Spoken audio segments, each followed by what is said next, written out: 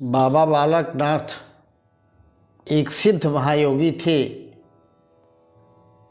और उनका जन्म कहा जाता है जूनागढ़ के एक ब्राह्मण दंपति के यहाँ हुआ था और लगभग 3-4 साल की अवस्था में ही उन्होंने गृह त्याग कर दिया और घोर जंगल में चल दिए तपस्या के लिए। उनके बारे में कहा जाता है कि वो भगवान शिव और माता पार्वती के पुत्र कार्तिकेय के अवतार थे। अब ये जंगल में आए और एक पीपल के वृक्ष के नीचे बैठकर 12 वर्षों तक ओम नमः शिवाय ओम नमः शिवाय इस मंत्र का जप करते रहे और 12 वर्षों के बाद भगवान शिव प्रसन्न हुए। और जब भगवान शिव प्रसन्न हुए तो सामने आकर के बोले, बेटा बालकनाथ आंखें खोलो और तुम्हें जो भी वर चाहिए मुझसे ले लो। बालकनाथ ने आंखें खोली, शिव को सामने पाकर के धन्य हो गए। बोले, बाबा मुझे आपके नाम के सिवाय और कुछ भी नहीं चाहिए। भोलेनाथ बड़े प्रसन्न हुए और उन्होंने आशीर्वाद दिया कि तुम्हारा नाम आज से बालकनाथ होगा और तुम्हारे बहुत से मंदिर बनेंगे और उस मंदिर में जो भी व्यक्ति अपनी मनोकामना लेकर के आएगा उसकी मनोकामना अवश्य पूर्ण होगी। इतना कहकर के भगवान शिव अंतर्धान हो गए। बाबा बालकनाथ भिक्षा के लिए वहाँ से निकले और एक माता के यहाँ गए भिक्षा मांगने के लिए। माता वहाँ से भिक्षा लेकर निकली तो बालकनाथ ने कहा कि माता मैं आपका भिक्षा उसी शर्त पर लूँगा कि आप कभी मुझे भिक्षा के बारे में उलाहना नहीं देंगी। इसके बदले मैं आपकी गौओं की सेवा करूँगा, आपकी गायें चराऊँगा। तो उस महिला ने कहा कि बेटा देखना, गौएं किसी गांव वालों का कोई नुकसान न पहुंचाने पाएं, इसका ध्यान रखना। बालकनाथ ने हाँ में सिर हिलाया और माँ की भिक्षा ली और सीधे गौओं को लेकर के वन में चले गए। गौओं को वन में ले जाकर के छोड़ दिया और गौओं से बोला कि आप लोग जाइए अपनी पेट पूजा कीजिए, मैं अपना ध्यान करता हूँ। गौएं चल रही थी, उधर बाबा बालकनाथ अपना ध्यान किया करते थे। एक दिन की बात हुई कि गांव के कुछ लोग जाकर के उस जिसकी गायें थी उस महिला को डांटने लगे, फटकारने लगे, उलाहना देने लगे कि तुम्हारी गायों ने हमारे खेत का नुकसान कर दिया है, उसका भरपाई तुम्हें करना पड़ेगा। उसने कहा मेरी गायें तो सुरक्षा करता है बालक, वो ऐसा है नहीं है, चलो देखते हैं। गांव वालों के साथ वह महिला भी आई और बाबा बालकनाथ से गांव वाले चिल्ला चिल्ला के बोलने लगे, तुम ढोंग कर रहे हो, ध्यान कर रहे हो या गौएं चरा रहे हो, क्या कर रहे हो तुम? बाबा बालकनाथ ने कहा आपके खेत का कोई नुकसान हुआ ही नहीं है और आप लोग अनायास इन माताजी को भी परेशान कर रहे हो और हमें भी उलाहना दे रहे हो। जाके पहले देख करके आओ तुम्हारे खेत का कितना नुकसान हुआ है। गांव वाले जब वहाँ गए तो जाकर के देखते हैं कि खेत में फसलें जैसी की तैसी लहरा रही थी, उसमें कोई नुकसान नहीं हुआ था। वे वापस आए और बाबा बालकनाथ के चरणों में गिर गए, माफ़ी मांगी और अपने घर चले गए। ये क्रम काफ़ी दिनों तक चलता रहा और माता प्रतिदिन छाछ और रोटियां लाती, और जब लाती तो बाबा बालकनाथ कह देते कि यहीं रख दो माता जी, और आप जाओ, मैं बाद में भिक्षा ले लूँगा। और जब गांव वाले आए थे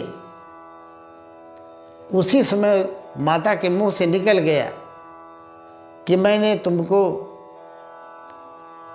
इतने वर्षों तक भिक्षा कराया, उसी का ये परिणाम है क्या? तो बाबा बालकनाथ उसी दिन से मना कर दिए कि माता, आपने उलाहना दिया, अब मैं आपका भिक्षा नहीं लूँगा। वह बहुत महिला गिड़गिड़ाई, मुझे माफ़ कर दो बेटा, अनायास मेरे मुंह से निकल गया। पर बाबा बालकनाथ नहीं माने कि आज से भिक्षा नहीं लाना। और बाबा बालकनाथ ने उसको दिखाया, अपना चिमटा ऐसे गाड़ दिया और वहाँ से छाछ की धार निकल पड़ी। माँ ये देखो तुम्हारा सारा छाछ पड़ा हुआ है। और रोटियाँ दिखाई तो वृक्ष के खोड़र में सारी रोटियाँ ज्यों की त्यों तह की तह पड़ी हुई थी। माता ये देखकर अचंभित रह गई। ये कार्यक्रम चल ही रहा था, उधर महायोगी गोरखनाथ अपने मत का प्रचार प्रसार करते हुए उसी घोर जंगल में आ निकले।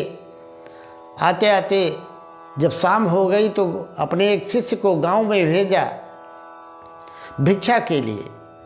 गांव की किसी व्यक्ति ने कह दिया कि आपसे अच्छे तो हमारे बालकनाथ जी हैं, जो कभी अन्न ग्रहण नहीं करते, द्वार द्वार भिक्षा नहीं मांगते। आप लोग कैसे महात्मा हो? अब बाबा बालकनाथ की बड़ाई सुन करके उससे सहन नहीं हुआ। वो आकर के गोरखनाथ से कहा। तो गोरखनाथ बालकनाथ की परीक्षा लेने की कोशिश करने लगे। जब वो परीक्षा के लिए बाबा बालकनाथ के पास आए तो बाबा बालकनाथ ने उनका सम्मान किया और बैठाया।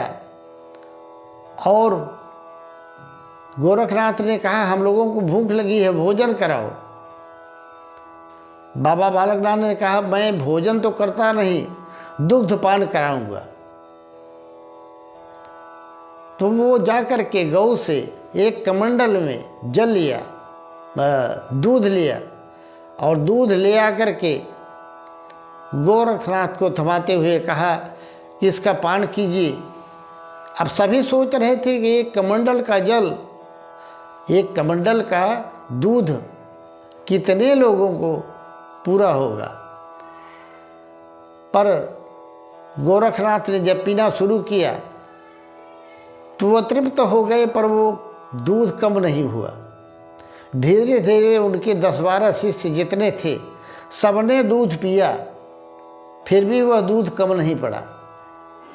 और जब दूध कम नहीं पड़ा तो सबके आश्चर्य का ठिकाना नहीं रहा।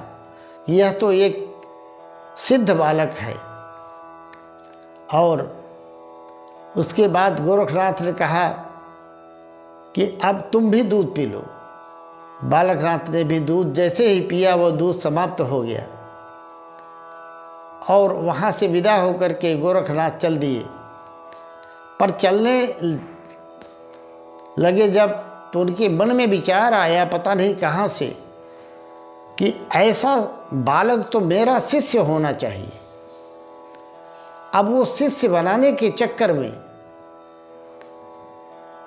पुनः वापस लौटे और बालकनाथ से कहा, तुम मेरे शिष्य बन जाओ, मैं तुम्हें बहुत अच्छी अच्छी तंत्र मंत्र की विद्याएं सिखा दूंगा, अनेक सिद्धियां करतलगत हो जाएंगी, तुम्हारे पूजनीय हो जाओगे तुम।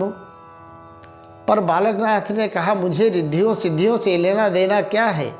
मैं एक तपस्वी बालक हूँ और आप गुरु बनना चाहते हैं, मैंने तो दत्तात्रेय को पहले ही गुरु मान लिया है, और एक गुरु के रहते दूसरे गुरु को करने से आदमी भटकता ही रहता है, वह कभी पार नहीं पाता। इसलिए क्षमा करें, मैं तो गुरु पहले ही बना चुका हूँ। अब ये बात गोरखनाथ को चुभ गई। उन्होंने अपने शिष्यों को आदेश दिया कि इसके कानों में मेरे दोनों कुंडल पहना दीजिए जबरदस्ती। अब 2 शिष्य कुंडल लेकर गए, और जैसे ही उस बालकनाथ के साथ जबरन करना चाहा, तो उनके कानों में जब वो कुंडल पहनाने लगे तो खून के बजाय दूध निकलने लगा। शिष्यों ने बताया, गोरखनाथ ने कहा कोई बात नहीं, पहना दो। और जैसे ही वो लोग जबरदस्ती पहनाना चाहे, बाबा बालकनाथ वहीं पर अदृश्य हो गए। अदृश्य हो गए, मजबूर होकर के गोरखनाथ को पुनः आवाहन करना पड़ा, और तब सामने समक्ष प्रकट हुए बालकनाथ। गोरखनाथ ने कहा, अगर तुम्हारे गुरु में ये शक्ति है और तुम्हारी तपस्या इतनी दृढ़ है, तो मैं अपना मृगछाला आकाश में फेंकता हूँ, तुम उसे नीचे उतारो। और इतना कह करके उन्होंने अपना मृगछाला आकाश में फेंक दिया। काफ़ी ऊंचाई पर गया। इधर बाबा बालकनाथ ने अपने गुरु का ध्यान करके जैसे ही अपनी इच्छा शक्ति लगाई, वो मृगशाला एक फूल के रूप में जमीन पर आकर के गिर गई और मृगशाला में परिवर्तित हो गई। अब तो गोरखनाथ आश्चर्यचकित हो गए, और उन्होंने अपना विचार बदल दिया, और विचार बदल करके अपने रास्ते चल दिए। इधर बालकनाथ अपना स्थान बदल दिए, वो छोड़ दिए, दूसरी जगह घनघोर जंगल में जा कर के तप करने की ठानी, जहाँ कुछ भयंकर राक्षस प्रवृत्ति के लोग उन पर हमला करना चाहते थे। उन पर भी बाबा बालकनाथ ने अपने तेज से, अपने तपस्या के बल से ऐसा प्रहार किया कि वो सब परास्त होकर के भाग गए।